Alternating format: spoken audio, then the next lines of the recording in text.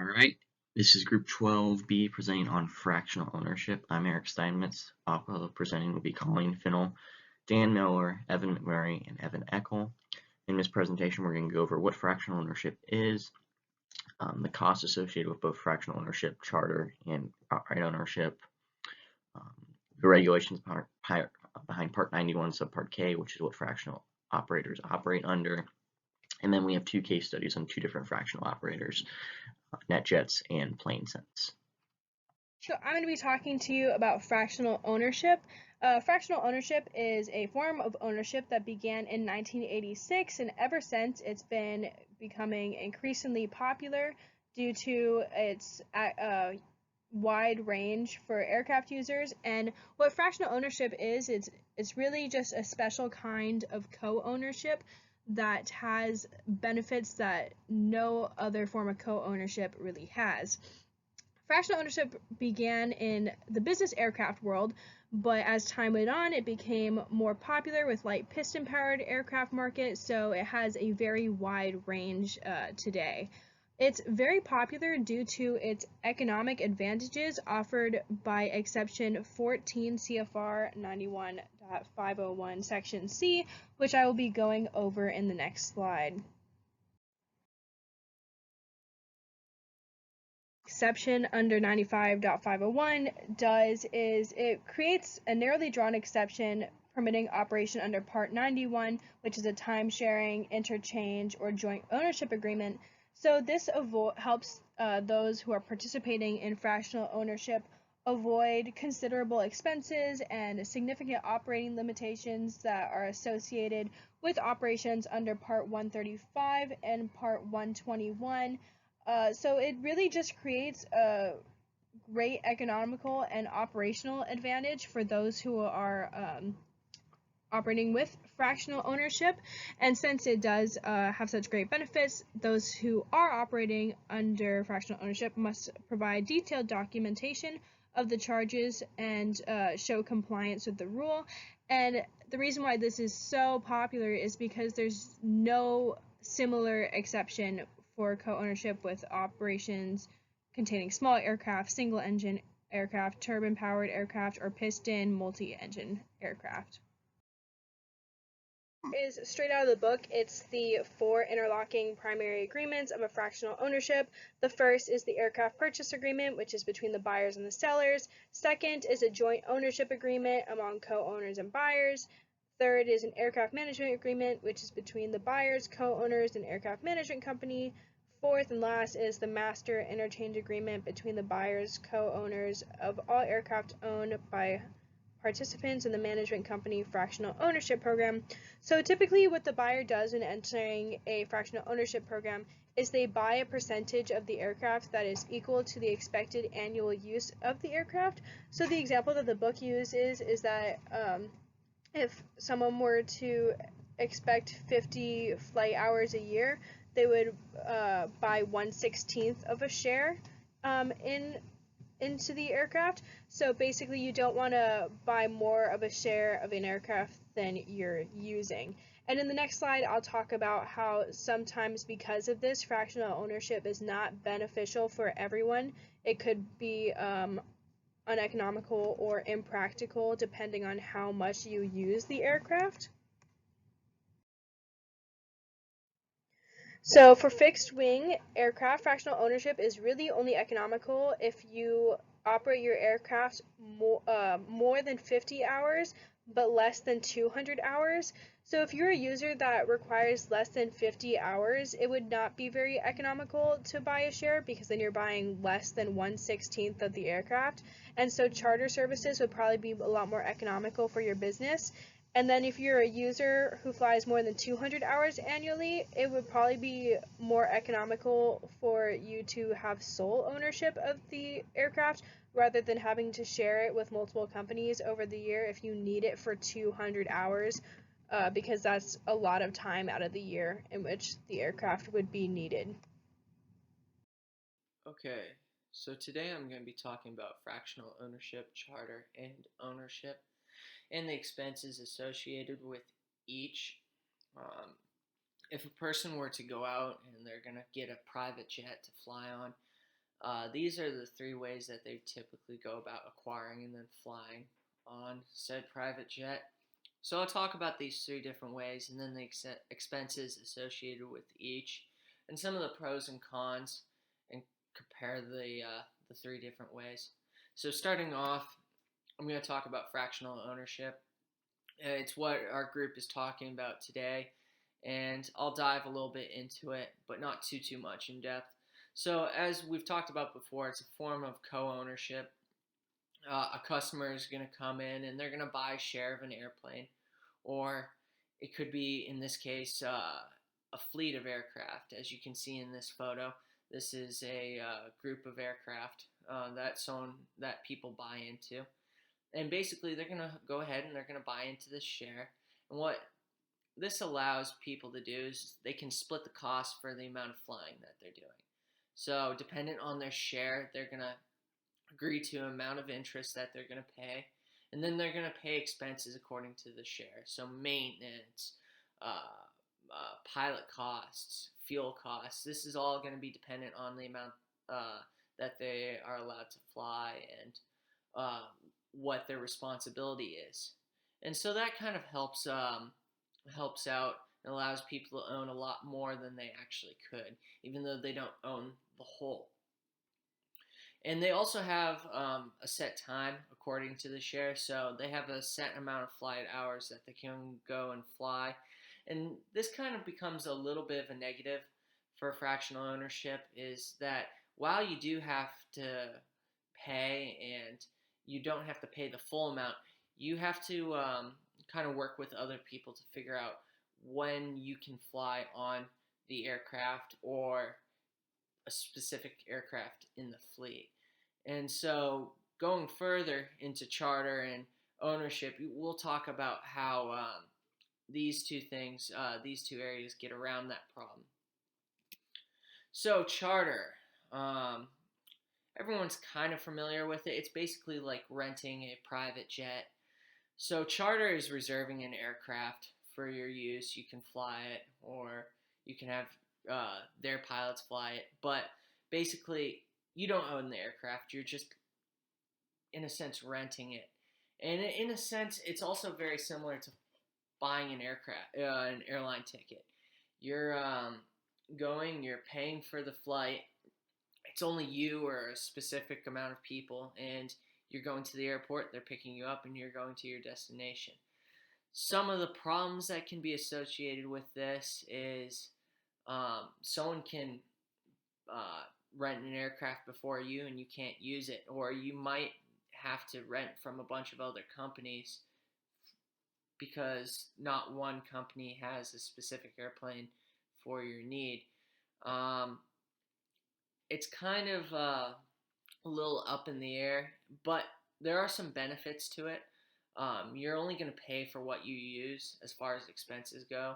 There's not going to be a fixed cost that you have to pay up front. There's not going to be a flight limit, so you can fly as much as you like or as little as you like.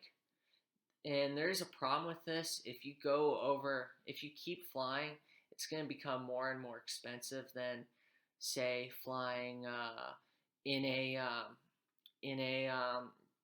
fractional ownership deal or with your own airplane. It's kind of like buying in bulk. If you buy something in bulk versus individual items, in the long term, it's going to be cheaper if you buy in bulk. And so, kind of moving into that sense, we're going to go into ownership. This is the best known way of private use. So this is outright owning your own airplane. And the real big benefit of this is you have 100% control of the airplane, of the aircraft. You can use it on demand whenever you want to. And you don't have to worry about other people or a company basically, in a sense, selling the airplane off while you're not working. However, there are some cons to that. 100% control also means 100% responsibility for expenses, the maintenance, the fuel, the pilots, making sure everything's up to date and safe. that all falls on your shoulders as far as payment goes. You can't expect anyone else to go and pick up the tab. So, kind of leading into this, it's only worth it if you use it often. It's that buying in bulk thing.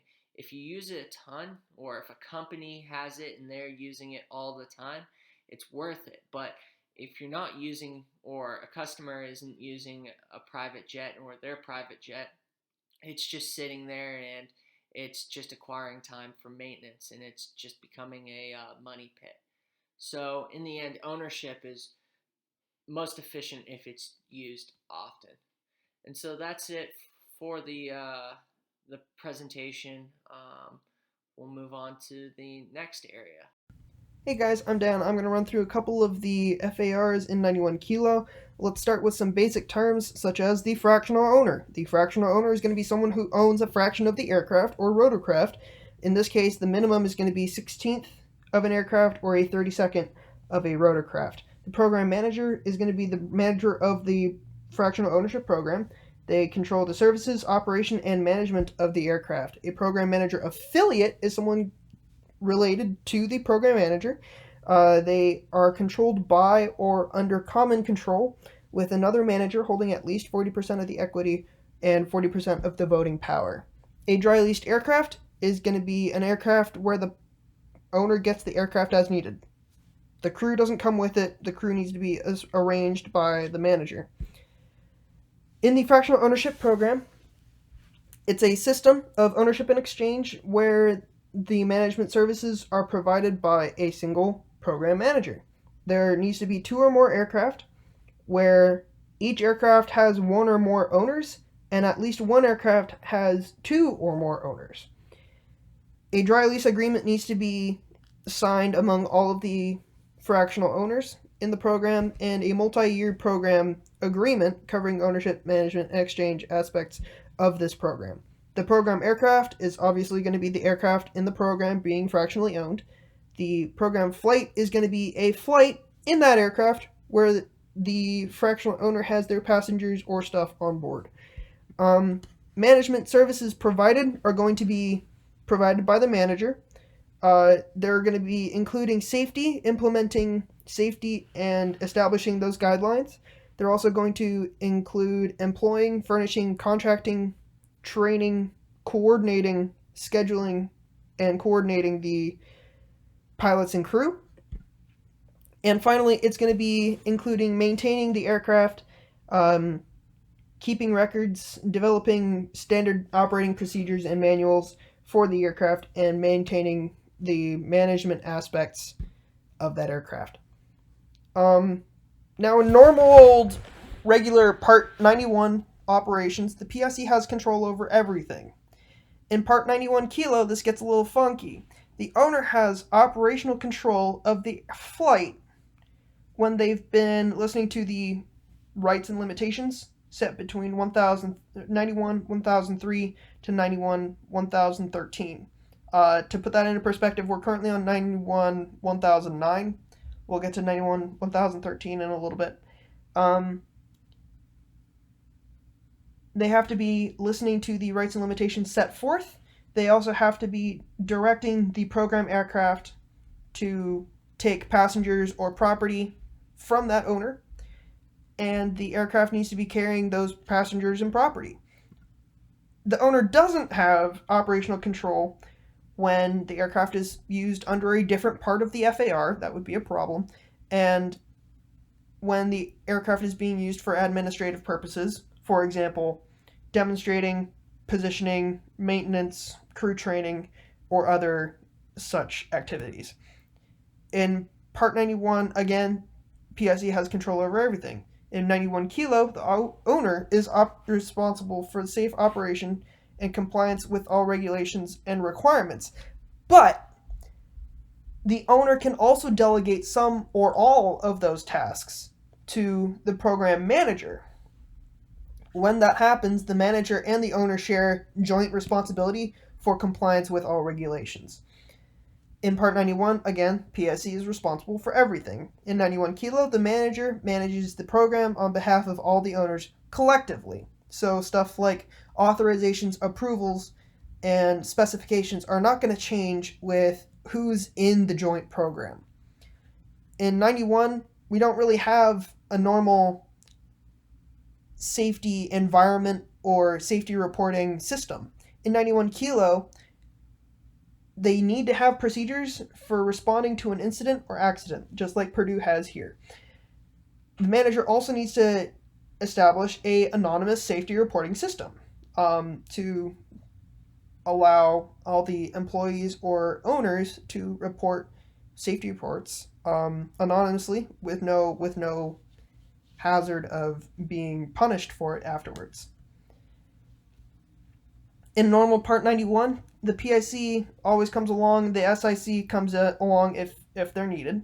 In 91 Kilo, the manager has to do that for the owner and operator. The manager will coordinate all PIC and SICs. Occasionally in Part 91, we can trade off who's being the PIC of the flight. In 91 Kilo, that benefit is not allowed.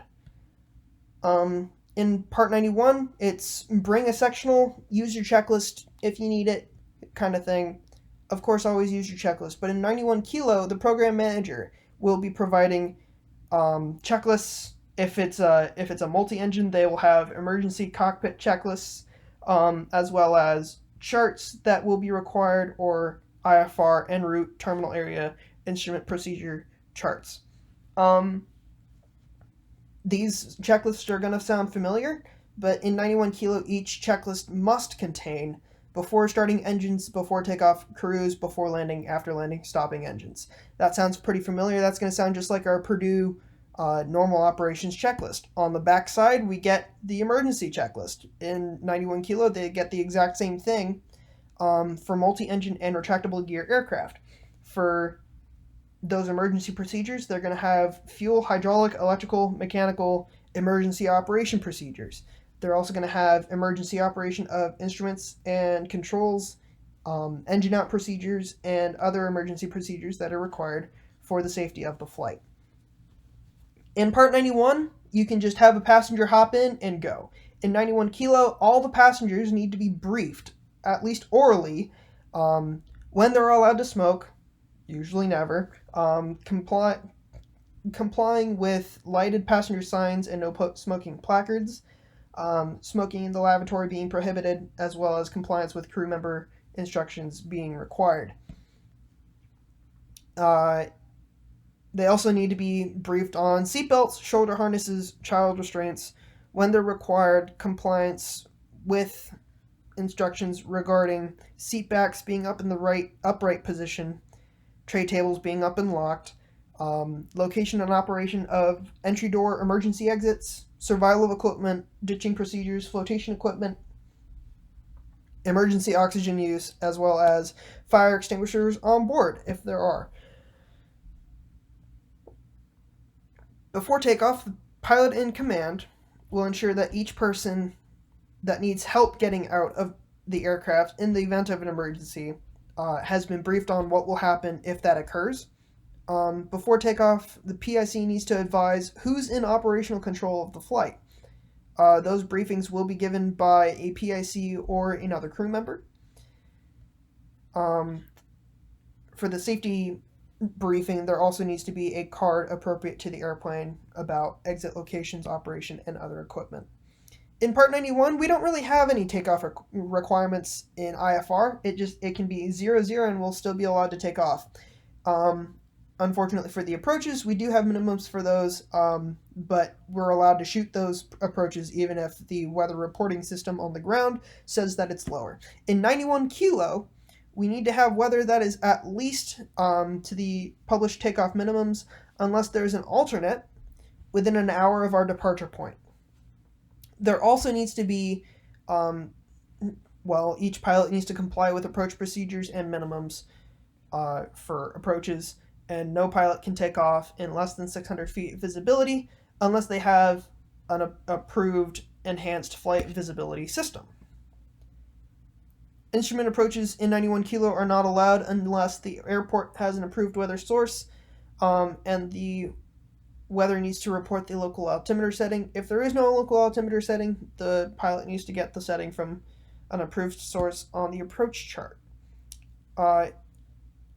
In 91 kilo, approach minimums and visibility need to be increased 100 feet and 12 miles respectively, half a mile respectively. Of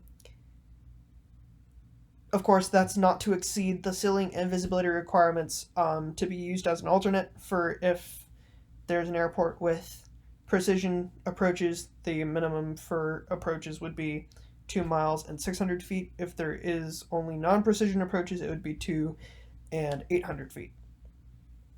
In Part 91, drugs and alcohol is going to be, 8 hours bottle to throttle. Approved drugs are posted on the internet. Others can be approved by an AME, otherwise you have to wait 5 times the dosage period. But there is no random drug screening. In 91 kilo, there absolutely is. The manager needs to provide each crew member with drug and alcohol misuse education, so they just need to get told what's going on about that. If they haven't been provided with the education, they can't fly, and the manager needs to tell each owner about the existence of such misuse testing program. In 91 kilo, the disclosure to the owners needs to say what substances they test for, so alcohol and the list of drugs, as well as the types of tests that they do, whether that's pre-employment, post-accident, reasonable cause of suspicion. FAA inspectors are also not allowed to be employed within 2 years of working in flight standards or having directly overseen the inspection of the operation. But after 2 years, it's okay. Part 91 kilo also requires background checks within 90 days of starting service as a pilot manager. Needs to request the pilot certificates, types that they've received, their current medical, and summaries of enforcement actions if they've been given a violation. They also need to see records from the places that the pilot worked in the last 5 years as a pilot, including crew member records, drug testing, alcohol misuse prevention program records, and individual records, including certificates, ratings, experience, medical classes, and dates. In Part 91, to be a pilot, we just require that you have 40 hours to be a private, and that's about it.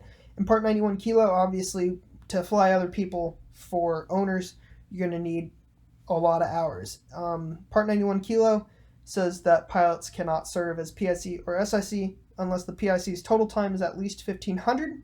The SIC's total time is at least 500 if they're required. And in the event that the airplane is a multi-engine, turbine, fixed-wing aircraft or a powered lift aircraft, the PIC needs to have an ATP and applicable type rating. The SIC just needs to have commercial and instrument ratings. And the flight attendant, if they're required or used, needs to be appropriately trained.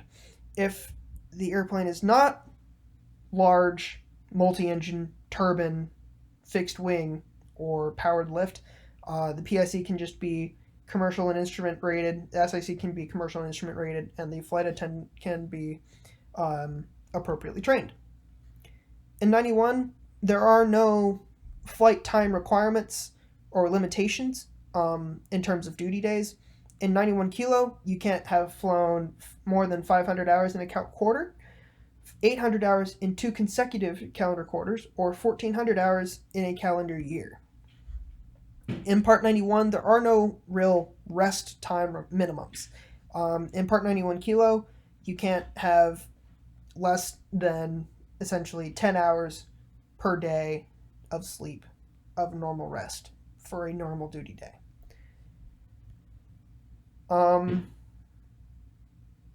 Part 91, initial and recurrent testing, we just give you the check ride for your private check ride and then flight reviews after that as required. In Part 91 kilo, the pilot can't fly unless they've passed a written or oral given by an administrator or authorized checked airman, basically on their aircraft, power plant limitations, nav aid usage, severe weather procedures. A pilot also needs to pass a competency check with an authorized administrator or check pilot on the skills and techniques of the aircraft. The pilot needs to be an obvious master of the aircraft to be deemed competent. In this case, an instrument proficiency check or an IPC can also count as a competency check in the aircraft. As far as 91 kilo goes, the competency check can also be given in a simulator or appropriate training device if that's approved by the administrator. That's about all of the FARs that I've got for you between 91,001 to 91,065. Most of the rest of the rules in 91 kilo are going to be about training, general requirements for training, training requirements, rules, special rules, as well as record keeping and maintenance for those aircraft. Alright, so moving on to our case study here.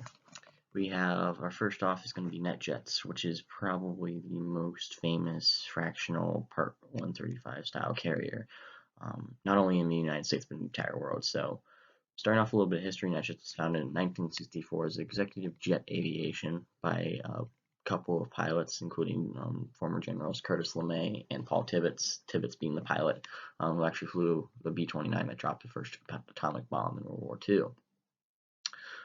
It developed subsequently, eventually adopting the fractional method in the late 80s, and then Warren Buffett and Berkshire Hathaway had their eye on the company at that time, and then at that point in 1998 they decided to go ahead and purchase the company, and since then it's been a solely owned subsidiary of Berkshire Hathaway. NetJets operates over 400 aircraft within the United States itself, and they have a bunch more in Europe too through their NetJets Europe division. In addition to that, moving to the fleet outline, as you can see, they divide their fleet up into large cabin, super mid-size cabin, and light cabin. I'm not going to go through every single one of those aircraft there, but if you notice, this is their plane for the future, and all these aircraft types are relatively modern aircraft types, the Challenger 650 kind of being the exception with that, but all these aircraft are about as most modern as you can get in each of these categories. And while they do have some older aircraft that are not listed on this slide here still in their fleet, they are set up very well to market the fact that they have a very new, modern, and diverse fleet for their customers in the future. Finally, we have our ownership opportunities here for NetJets. So they have 3 different programs, the first being NetJets Share, and that's your traditional fractional ownership share style opportunities. So they market it as being best for people who fly over 50 hours a year. They can purchase shares that allow them to increase in 25-hour increments as they go. Minimum commitment for that is 36 months, so about 3 years of ownership. And it's a good option for people who don't really want to dive into owning their own aircraft, or they don't want to charter airplanes anymore. NetJets lease is very similar to a share in the fact that you are kind of just leasing an ownership in a certain aircraft rather than purchasing it as you would in the share. So with a lease, it's a little more flexible. It's between 24 and 60 calendar months for a full term. And as similar to share, you're going to purchase in 25-hour increments. It's ideal for people who fly more than 50 hours a year. Finally, you have the NetJets Marquee Card. Marquee Card is basically just a jet card that you can purchase through any other charter operator that's kind of out there on the market. In the fact that it's going to be a prepaid amount of hours, and depending on some, it might be a certain aircraft type or something like that. So that's kind of how NetJets gets along with the charter side of things. Is not only do they fly their owners around, but they also do offer the airplanes for charter as well through the Marquee Card. So that allows them to be very diverse in the amount of selling they do. As for the owners of specific airplanes, if you look on the FAA registry, every single one of NetJets airplanes has its individual owners listed, and while a lot of them are shell limited liability corporations or something like that, they do provide a good amount of insight into who NetJets is selling their ownership shares to and something like that. So high net worth individuals is a big target for them. Just to name a few of NetJets owners, you have former NASCAR driver Jeff Gordon, you have tennis player Roger Federer is a member of NetJets, and a bunch of golfers. NetJets is very heavily on the golf side of things. They do a lot of promotions out on the PGA Tour and stuff like that, especially at places like the Masters. So a lot of golfers will use NetJets as well. And then also corporations. Corporations do a lot of flying. And when I looked on the FAA register, I actually found a lot of surprising information. For example, Microsoft. You'd think of Microsoft being a company that would probably own its own airplanes just because of the amount of business that they do and how global the company it is. But in fact, they don't own any airplanes specifically. They actually own shares in 11 different NetJets airplanes, 5 of the Express Global 5000, 6000 large cabin jets, 3 of the Challenger 350s, and 3 of the Citation XLSs. So they own a lot of shares. They're probably the biggest company shareholder within NetJets. In fact, they own shares in a lot of aircraft.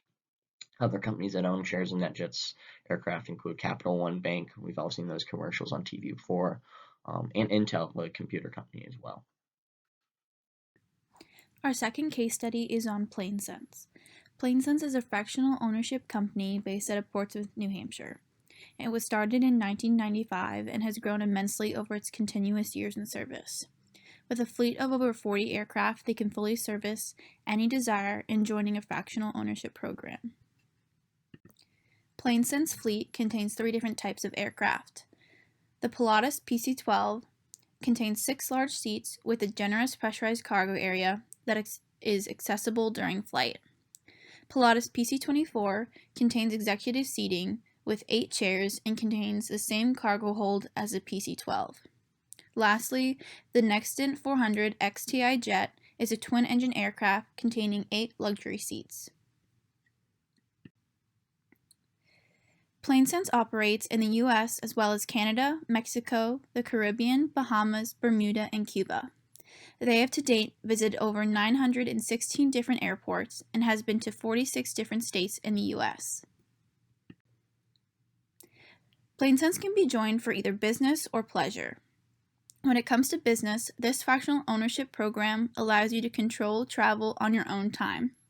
With its fleet's ability to land on 2,000 feet long grass strips, while also having the professionalism to land at 10,000 feet long major airport runways close to big corporations, this program allows you to tailor your flying experience to what your company needs. For pleasure, PlaneSense can deliver exotic vacation destinations with its flexibility at remote airports that the fleet can land at. This allows for less travel time and more vacationing enjoyed. Avoiding the crowds of large commercial airports and having the private travel that's promised is what PlaneSense delivers.